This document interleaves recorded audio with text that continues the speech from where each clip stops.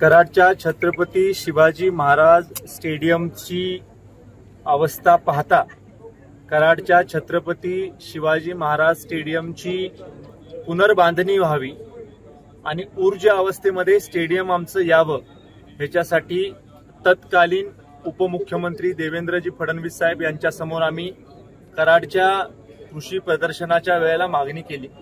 त्यावेळेला आदरणीय देवेंद्र फडणवीस साहेबांनी इथं शब्द आम्हाला दिला की अगदी शहरामध्ये असणारे जे स्टेडियम आहेत, जिथं IPLच्या मॅचेस होतात, जिथं भारताचे इतर राज्यांबरोबर किंवा देशांबरोबरचे सामने होतात, रणजीचे सामने असतील किंवा आंतरराष्ट्रीय वन डे टुर्नामेंट असेल, टेस्ट टुर्नामेंट असेल, त्या दर्जाचं स्टेडियम जसं मुंबईचं वानखेडे स्टेडियम आहे, चिन्नस्वामी स्टेडियम आहे, गुजरात राज्यामध्ये काही स्टेडियम तसे झालेले आहेत किंवा मोहालीचं स्टेडियम आहे, अशा धर्तीवरचं स्टेडियम आमच्या कराडमध्ये झालं पाहिजे अशी आम्ही मागणी केली।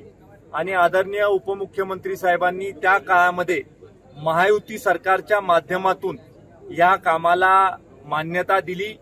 त्यावेळेला मुख्यमंत्री आदरणीय एकनाथराव शिंदे साहेब होते, त्यांनी देखील याला मान्यता दिली। हाय पॉवर कमिटीचं रेकमेंडेशन जे होतं ते रेकमेंडेशन तालुक्याच्या पातळीवर किती पैसे द्यावे सरकारने याच्यासाठी एक त्यांनी आराखडा केला होता राज्याचा। त्या आराखड्याप्रमाणे इतके पैसे हे स्टेडियमला देता येत नाहीत अशा प्रकारच्या सूचना या हाय पॉवर कमिटीने खरं तर केल्या होत्या।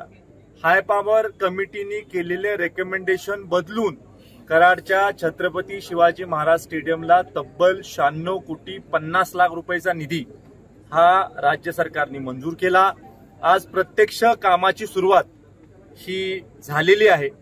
यांना घेऊन आपण हे भूमिपूजन आता खऱ्या अर्थानं केलेलं आहे।